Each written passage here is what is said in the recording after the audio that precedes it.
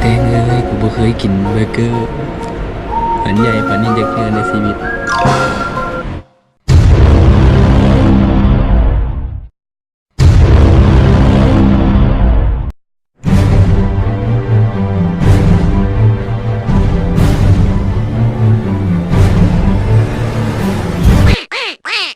มื้อนี้กำลังสิออกไปกินเบอร์เกอร์ซึ่งเป็นเบอร์เกอร์ที่บ่เคยกินจักเทื่อในชีวิตซึ่งมันเป็นร้านเบอร์เกอร์ที่เปิดใหม่อยู่ที่ World Trade Center เนาะหลายคนอาจจะบ่ฮู้ World Trade Center อยู่ข้างๆกับอยู่ข้างๆกับเวียงจันทร์เซ็นเตอร์เลยเนาะซึ่งสิเป็นจังไดเนาะฝากกดไลค์กดแชร์กด Subscribe คลิปนี้ก่อนเนาะเดี๋ยวเราไปเจอกันอยู่ห้างนั้นเลยว่ามันจะเป็นจังไดเนาะครั้งแรกที่บ่เคยไปกินเบอร์เกอร์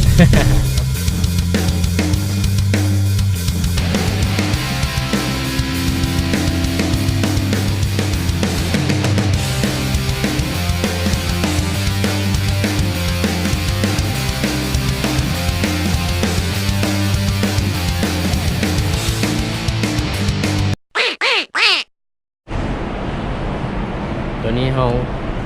อยู่แถวประมาณชั้น4ที่เรามาฮอดห้างที่ว่าสิไปกินเบอร์เกอร์แล้วเนาะ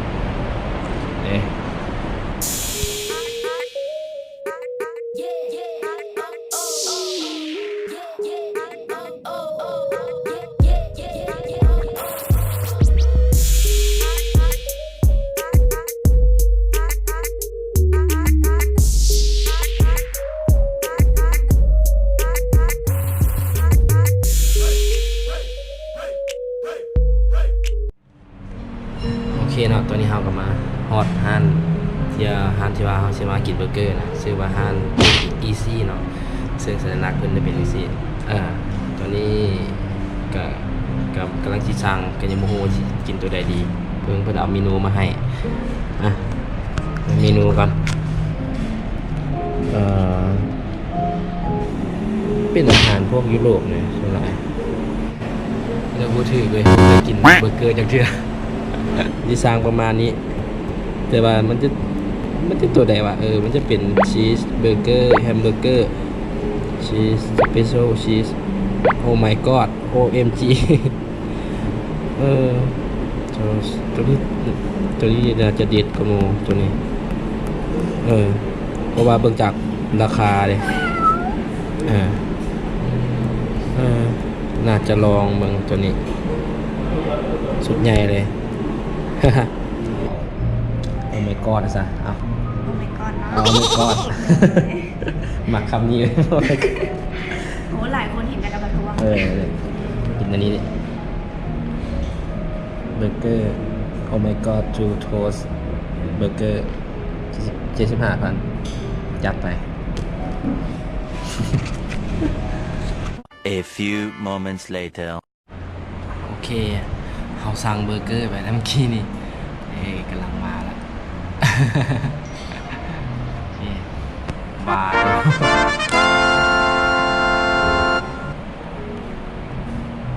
กินแล้วแรงเลยแล้วสาวแล้วแรง เสร็จใหญ่ อ๋อเสร็จใหญ่มีเสร็จใหญ่ของท่านเพื่อน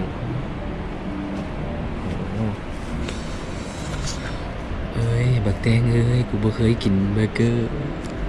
อันใหญ่ปานนี้จักเทื่อในชีวิตครั้งแรกในชีวิตเลย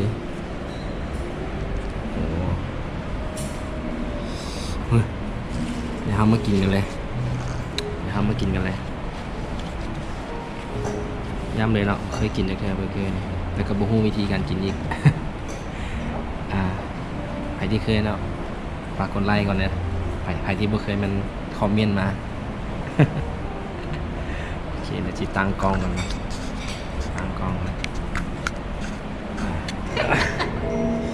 ลองมึงกันมันบ่ได้ตีมันเป๊ะตัวนี้นะ ไอ้กระปาดเครื่องแต่ว่าปาดเครื่องเดียวมันก็จะเฮียนมันก็จะซาบนี่แหละเคยกินจักเทื่อ ไอ้กระเสียบไม้ การกินนี่มันต้องลำบากเลยเนาะ จะจับแล้วไอ้กระบีบเขาเลยกัด มาลองเบิ่งเพื่อนนี่ มันบ่ได้แล้วมันสวดทางละสางอะไรวะปากซะเนาะ จะให้เห็นเจ๊ ซึ่งมันตอนใหญ่นะปากเราตอนนี้คนสร้างหลายมั้ง โดยหลายแต่ว่าส่วนใหญ่ก็เจ้าก็จะสั่งไซส์น้อย คือสร้างไทยใหญ่วะสร้างไทยใหญ่วะไปกินกัน2 คนนี่บ่ขาดเลยโอเคมันเละไปละ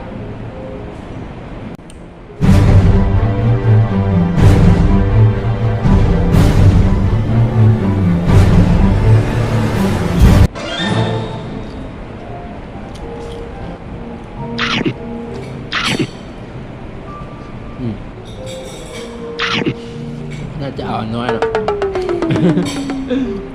เครื่องเปลี่ยนกับซีอิ๊มแล้วเนี่ยเครื่องหากินเครื่องเดียว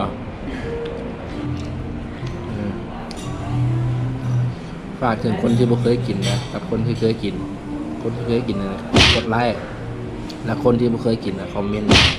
นี่เป็นครั้งแรกเลยที่กินเบอร์เกอร์เหรอเบอร์เกอร์ เคยกินแต่แซนด์วิชอันละพันนะ3 เหลี่ยมนะ ก็แล้วจักโมงนี่มี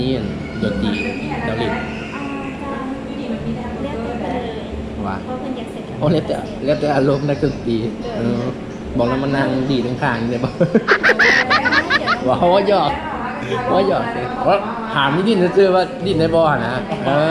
ได้ถึงเวลา ได้คือเวลาเลย ตอนนี้ก็ได้ ให้ลองห้องก็ได้ ได้ โ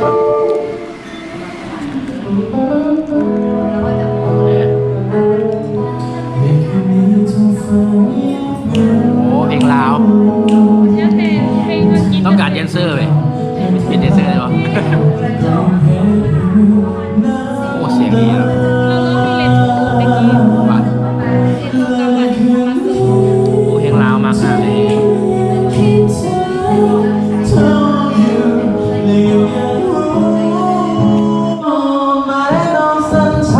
When she's gone, and there's a time when she's gone. Only that is every day. And there's a time when she's gone. This time just ain't no anytime. โอเคเนาะมื้อนี้เราก็จบเท่านี้ กินบุบเบิดซ้ำนี้ มิแต่ว่าเราเจอกันคลิปใหม่เนาะฝากกดไลค์กดแชร์กด Subscribe ช่องแทงคาฟิชช่อยเนาะและเจอกันคลิปใหม่บ๊ายบาย